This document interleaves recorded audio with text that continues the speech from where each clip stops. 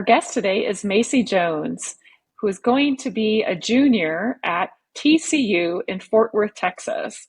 Maci graduated from Golden High School in Golden, Colorado.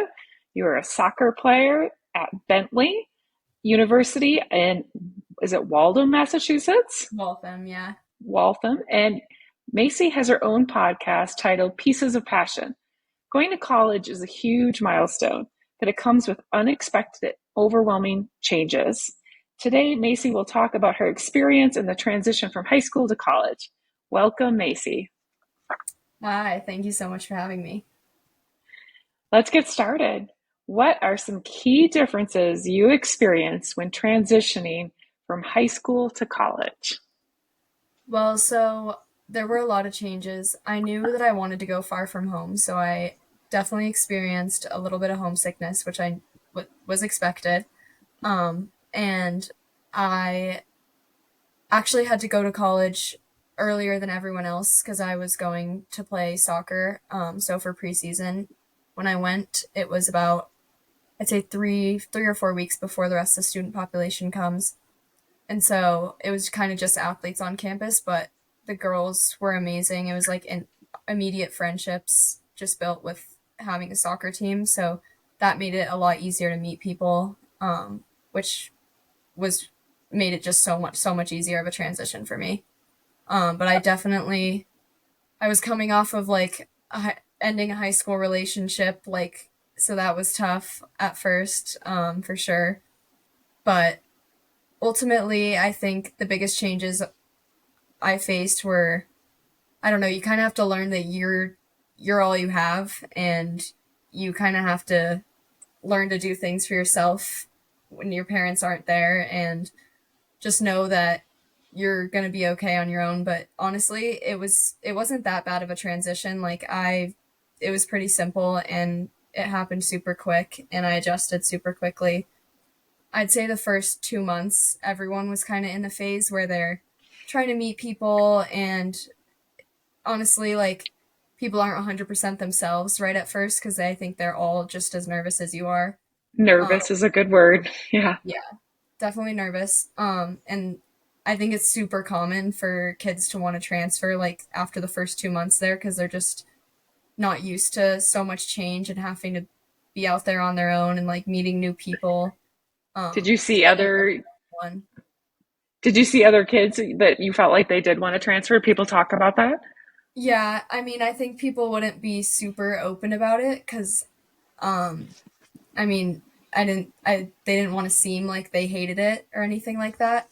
But I think a lot of people talking to them afterwards, once we were closer with them, a lot of them felt the same way. So if you feel that way, you're not alone at all because everyone's calling their parents, they're homesick, and they feel like they're second guessing if this was the right decision because obviously everyone's you go into it and you don't really know what to expect and you turn down other colleges. So, I yeah. heard you use the time frame of 2 months. Do you feel like that's kind of what it took to feel like Yeah. people maybe were less guarded and more you could go a little deeper in a relationship? Yeah, I would say once it got to like Halloween time frame, like how maybe November is when people started to kind of relax and be themselves and you kind of find your friend group and your groove and then spring semester, then you go home. It's weird because you go home for winter break and then you're like, we're just starting to really love it. And then you're like, oh no, I have to go home for like a couple months or a month or two. And then Oh, you oh come back and no. So you were liking it. You were ready to stay. yeah, for the most part, I would say I was liking it. The soccer aspect was definitely hard with being injured all season, so season was kind of tough. But once season ended and I kind of got in a groove, I was really liking it. And then a lot of our juniors that year we were super close with, and they were all studying abroad in the spring, so we were like, oh no, like Oh, we're gonna miss them so much. So that was hard, but yeah. wow. So what about the academic changes between high school and college? What was that like for you? Yeah, so I was always super like on top of things because just growing up, I have being an athlete, like time management has always been a really good skill that I'm lucky to be good at. But it's definitely different because you have more free time because you're only taking like two classes a day. And so you're in class for probably 3 hours or less in a day. And so really you have to be on top of getting your homework done because it can be really easy to get off track and like fall into everything that's going on and be super social, and which is awesome, but you kind of have to be more on top of getting your stuff done because professors aren't going to care like in high school if you they're not going to be like, "Oh, there's a late deduction." Like you have to be on top of it and you can't miss anything. So that was definitely hard to transition, but I think playing sports kind of kept me on a tight schedule. I noticed in the spring when we were in the off season, I feel like I procrastinated more, even though I had more time, just because I had more time to spend with my friends and stuff since we weren't practicing as much. So yeah. Okay, so we've talked about academics and just kind of transitioning. What about a little bit deeper, some of the social dynamics differing between high school and college? What challenges or changes in making new friends? So for somebody, like, what advice might you give somebody that's going to be a freshman this fall? I would say your first friend might not, your first few people you meet might not be your long term best friend, and that's okay. But I would just say try to be yourself as early as possible and don't be afraid that people are judging you because everyone's in the same boat and you are enough on your own. You don't need to put a mask on or fake being interested in anything, or you don't have to do anything that you don't want to do to fit in. And so just be yourself, and I promise you, you will find your people. And it just might take some time, but you just kind of have to trust that process. Mm. You use some language that I like to tell myself, even as a 50-year-old adult. Trusting the process is a big one. It's Hard. so, sometimes it's so hard. Yeah. And I think we can all hear, you are enough. You are enough. Because sometimes society doesn't tell us that. We don't tell ourselves that. And Yeah. then we don't believe that we are enough. Yeah.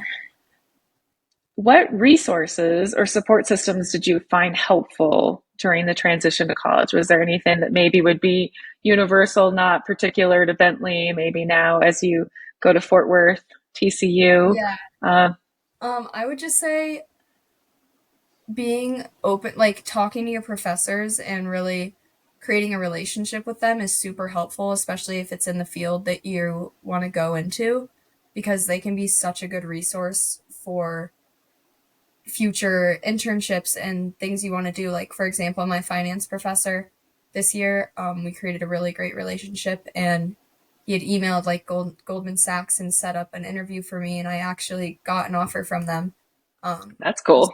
him because he's like, I would just say, really don't be afraid of your professor and don't just walk into class and then sit down and then leave class. Like, have a conversation with them. Like, you guys are both adults and you guys are both passionate about the same things if you're taking the class. So, yeah, I I would bet it say, changes the whole student experience plus for that professor. How many students, like, what percentage of college students do you think take the time to do that, to go and introduce themselves to their professors? I would say my class sizes, I was lucky. They were a little smaller, so I only had about 30 kids in each class, which is that's how it was at Bentley, and that's the same as it is at TCU.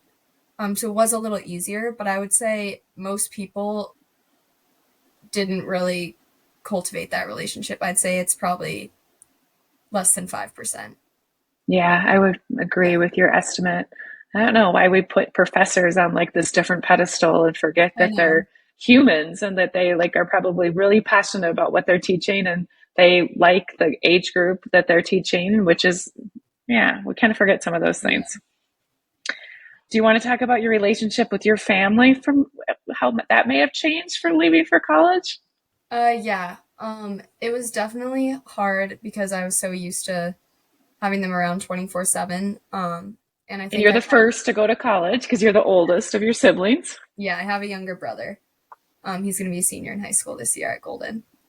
But I think I took it for granted and probably didn't treat them as kindly as I should have when I was home because, and I kind of realized that when I was gone, I was like, it was really nice having them so close by. Like, why was I so ready to leave? Like, and then I missed them so much. And then, so when they would come visit, and it was just amazing to have them there and showing them around like a new place and a new city was really awesome. So, I would say don't take your family for granted and make sure you're being as kind as possible because you will definitely miss them when you're gone. Do you have any advice, or like, did you have any kind of like, I'll check in with my family this many times per week, or like Yeah, even so maybe with your sibling? Like, what kind of, that's something I struggled with, especially with the time change because it was two oh, hours later there. And I was so busy with like going to class to soccer. So every time like my mom would call, sometimes I was just bad timing and going back and forth. So I'd say coming up with like times where you know you guys are both able to talk, just sit and talk without having distractions or being on the go, and texting them before and just setting up that time is really important. yeah, I think that's good advice because otherwise, I know it's funny how just 1 hour or 2 hours makes a difference in Yeah, time. it does. Did you experience any mental challenges when transitioning to college, or see any of your new friends experience any challenges that were hard transitioning to college? Yeah, I would say for me personally, anxiety was something that really hit me this past year. So it wasn't even freshman year, but sophomore year. That's when I really started to experience anxiety, and I'd never really noticed it before. I mean, maybe I had slight anxiety growing up, and looking back, like it makes sense a little bit. There were like some patterns and stuff like that. But this past year was really, really hard for me. And I think it started in around November. And I think I just pushed it away for so long that it manifested itself into major stomach problems. So I was going to but I didn't realize that it was anxiety. So I'd gone to the emergency room a few different times just because I was having such bad digestive issues. And then I had a panic attack, and I thought that my stomach was like hurt super bad and I couldn't stand up straight, and I thought it was like a problem with my stomach, but I later now believe it was a panic attack. A Um, physical symptom of panic, of anxiety. yeah, which I have had a panic attack maybe two other times in my life. Just like super heavy breathing, like can't get relaxed at all. But this was kind of more severe than that. And so that's kind of why I started my podcast, and kind of how I got into like wellness and spirituality and all of that stuff. And I started listening to a lot of podcasts because I was like, I don't know why I'm going through this. Like, I, everyone around me, like, they all seem fine. And I realized that I thought that I was like alone. But once I started listening to podcasts, I realized that so many other people had been dealing with this and that I wasn't Mm. alone. And I was determined to learn like tips and tricks to try to fix it and just cope with it, and learn tools to just deal with it. So How are you that's, doing now after doing this work of looking for others and tools and resources and creating pieces of passion? yeah, so I'm doing a lot better. Especially, I think, honestly, my stomach has been doing so much better since I decided to transfer, just because I knew that that wasn't the right environment for me, and that it just was no longer serving me, and I needed to follow what I am passionate about, which is fitness and nutrition and entrepreneurship, and going to a bigger school, um, a little bit closer to home, and ever since I made that decision, I've just felt so much more at peace, even though it's been so stressful since I decided so last minute. Was How Trans- long did you consider the decision? Because it sounds like you're a very thoughtful person and yeah, think things thoroughly through. yeah. So I normally never make decisions, just big life decisions, like right off the bat. And I had honestly thought about transferring multiple times throughout the entire spring, but I was like, I'm already 2 years in, like it's too late, and I'm a college athlete. Like I have to finish the 2 years as a college athlete. Like I would be letting so many people down and letting myself down, and I don't want to disappoint my parents. Like I have a great scholarship here and getting a great degree. Like I can't just throw that all away just because I'm not happy. Like I can push through it. That was kind of my thought process. Um, and actually, the morning of the 4th of July, I went on a walk by myself. I was in the mountains in Winter Park, and I was listening to a podcast and skinny dipping with Kayla Rose. It's one of my favorite podcasts. Skinny And dipping with Kayla Rose. yes.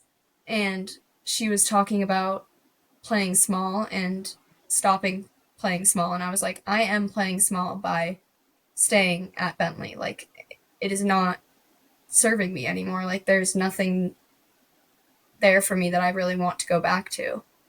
And later that afternoon, I was just talking to my friend, and she was talking about how excited she was to go back to her school and how excited she was to go back to college. And I was just like, my anxiety had gotten so much better at the beginning of summer just because I was home and finally able to relax. But as preseason was approaching and I was like getting ready to go back, You it could was feel just it coming back.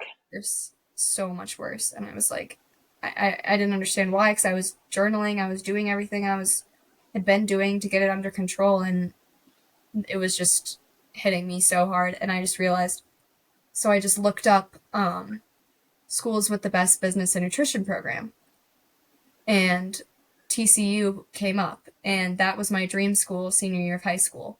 So I looked up the deadline, and it was August 1st, which meant that I still had time to apply.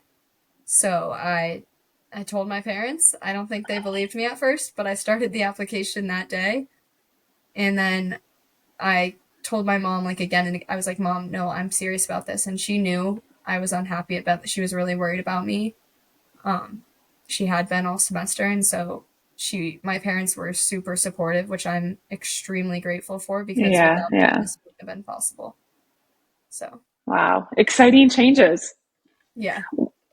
So you used a keyword that I feel like so many young people, and not even young people, like a lot of people often feel alone. Like can you think back then you realize you weren't alone? Like how did that come about? Yeah, so I think freshman year, I was super into like just socializing with everyone and being with people constantly. And I had never allowed myself to really sit with my own thoughts and feelings. And I think there's a difference between being okay with being alone and being lonely and feeling like no one else understands you or is going through what you're going through. And so, sophomore year, I kind of, after first semester, I'd kind of realized like I need to take some time with myself, and so I can be okay with being alone. Because before that, I was just surrounding myself with people as like distractions and never really um, considering my feelings or like allowing myself to sit with them. Did And so, alone you keep going. I don't want to interrupt. oh no, you're good. Go ahead. Well, I was thinking alone prior to meant being lonely. Right. So I allowed myself to be alone and was got myself okay with being alone, but then it got to a point where the anxiety had kind of taken over, and I was kind of isolating and felt super alone in my experience because everyone else like was already sophomore, had their friends, and like I had friends, like most of them were the seniors on my team, and they graduated this past year, but the girls in my grade, they were all super close, and I just didn't really feel super close with them. And I didn't want to be a burden on anyone, so I think I isolated myself rather than asking for help. And that's the biggest mistake I think someone can make when they're feeling that way, Yeah. because there's always someone who is going through the same thing or has gone through that.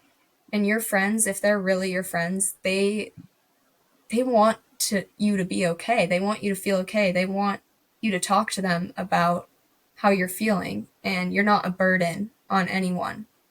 And if someone makes you feel like you're being a burden on them, it's time to let them go, because they're not a true friend, or they're not someone you need in your life. Yeah. You're wise, Macy. Why is it so hard, though, to get to that It is. place? Like to not feel like you're a burden, to not let somebody know that you know cares about you, that you're struggling. Like, why is that hard? I think, personally for me, I've always been someone who struggles to ask for help. I like am content on doing as much as I can to prove that I can do everything on my own. Like, I don't need anyone's help. Like, I can solve it. I can fix it.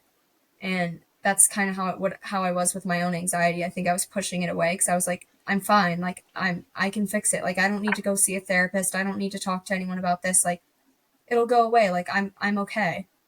But it obviously didn't go away, and it got a lot worse and manifested itself into physical symptoms, Yeah. like Yeah. with the stomach issues. So that's when I really was like, oh, I need help. Like, I need to ask for help. What is one of your tools or tricks that you might use this fall and maybe somebody else listening would be able to use when they, experience anxiety because they're in a completely new situation? Yeah, so journaling has been really helpful for me. So just waking up and writing down 5 things you're grateful for, your to-do list for the day, um, just different things like how you're feeling, and then at the end of the day, writing what was something challenging today, um, what was something that went well today, what am I going to do to make tomorrow even better. There's a ton of journaling prompts you can find. I just looked them up on Pinterest, and a ton of influencers have them too. And then another thing that's been super helpful for me is EFT tapping, which I don't know if everyone knows what that is, but you can look up a Oh, video. please explain. EFT Kind of, tapping.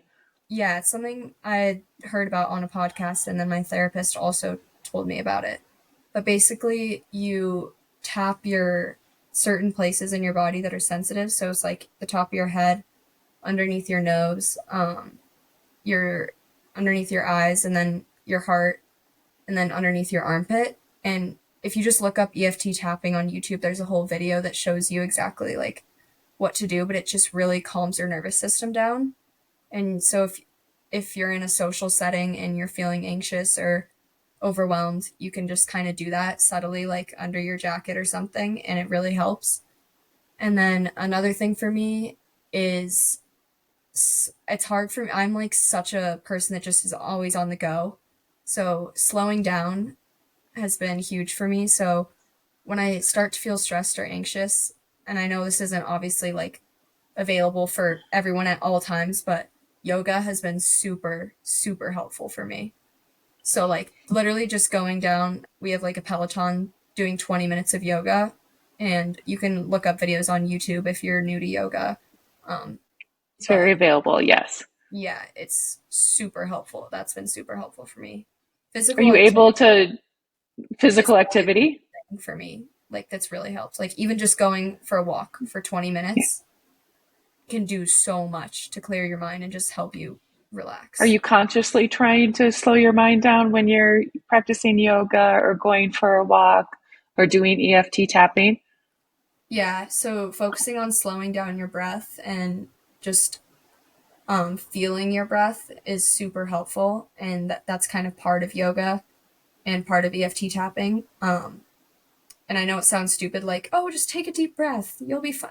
Like, people always say that, I know. but your breath does carry a lot, um, and it does affect a lot. So I know not everyone loves meditation, but even just sitting down and focusing on your breath for like starting out with 3 minutes and just sitting there and closing your eyes and connecting to yourself and breathing can do so much. And I know I would have never believed this like 2 years ago. So I There's totally so understand much what research about approaches. meditation Yeah. that's just like super, super fascinating. So, like myself being the age group of your parents, like Hmm. physical exercise is what we, subscribe to of like being good for us mentally and physically. And I think we've raised our children, your generation, you know the benefits of physical exercise, how that's good Yeah. for our whole bodies.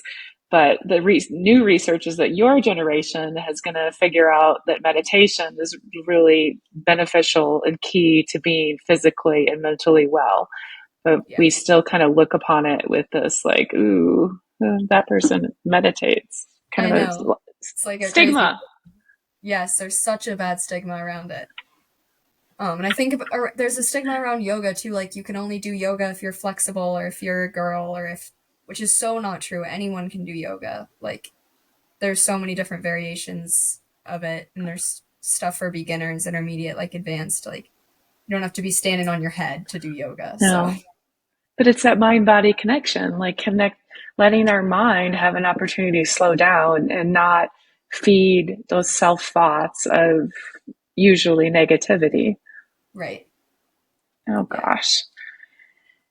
So, what's your best piece of advice for a high school senior who's about to transition to college this fall?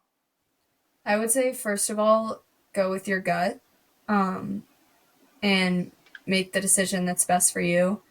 If you're deciding between colleges or choosing, just go with your gut. And then once you get there, ultimately, I would just say, be, I know it sounds stupid, but really be yourself and allow yourself to try new things, because I think so many people will just stay in their room or allow their anxiety to prevent them from meeting new people and trying new things.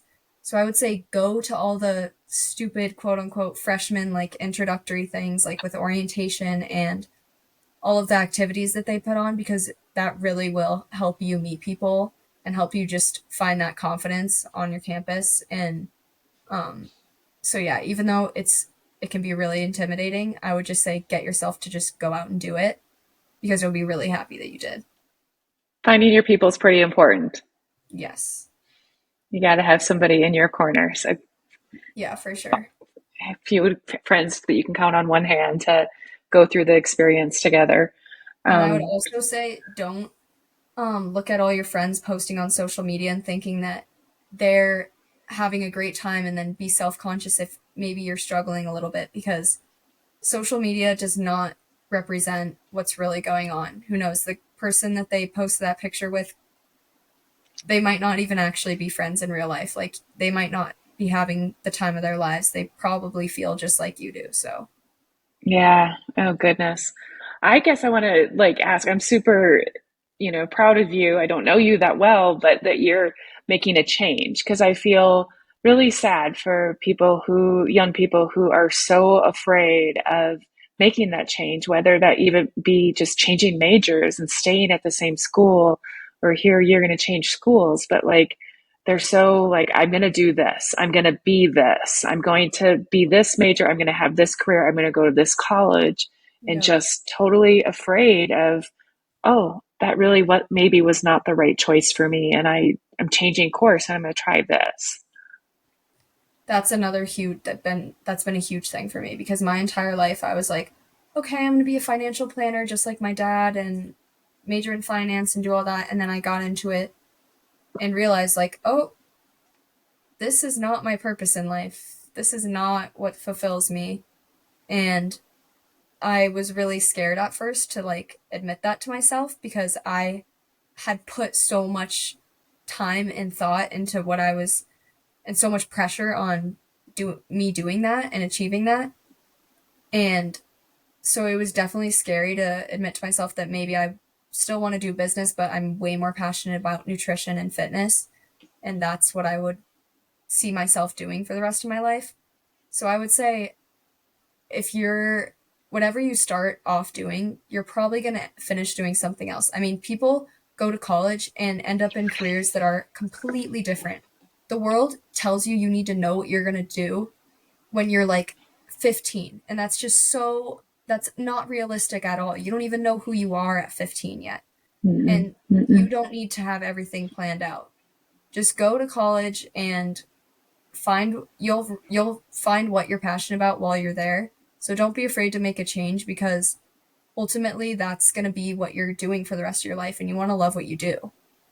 Like, you you don't want to be forced to sit at a desk doing something you hate all day every day just cuz you're making money. It's not worth it. Hmm. I was listening to your whole answer there, and I really applaud you that your change in course and your choices, you never said, like, I felt like I had to do this for my parents. I felt like I had to do this for someone else. It was all, I thought I needed to do this. I thought I wanted to be this, and you are making this change for you. I think that I applaud you for only Thank turning you. 20 here. You're You're wise. Yeah, I think honestly, I've learned a lot just this past year, and you guys will all learn so much in college just about yourself. I think honestly, that's the most important part that you're going to learn is Yeah. about yourself and about life, not just what you're learning in your classes. So, I hope that process continues for you past college because I think I kind of had a closed mindset for a while. Like I had to do all these checkbox things like find a partner, get married, get that job, do this. And like having been able to still grow even at my age is um, pretty fantastic, pretty rewarding.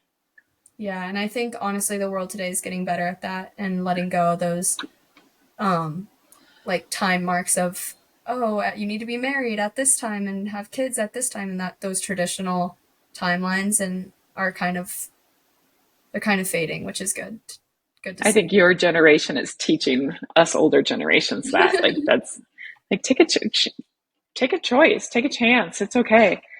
Ah, well, this is exciting. Fort Worth in a couple weeks here. Um, Yes. we end every podcast with the same question, and you can answer this in any way you would like, Macy. But Okay. what does the world need to hear right now?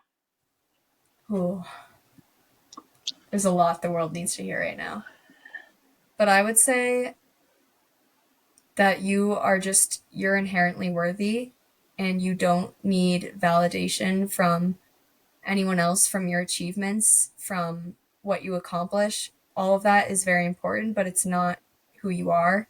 And it doesn't mean that you don't deserve something just because you think you're falling behind or you're not on a perfect track. Like you are inherently worthy, you were born worthy. And so just follow what you're passionate about and allow that to guide you, and don't think that you need to follow a certain path, because ultimately everyone is carving their own path and growing at their own pace.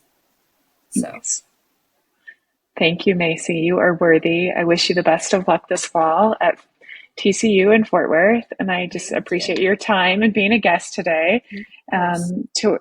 To our listeners, please be sure to tune in next time. And until then, remember, hold on, pain ends.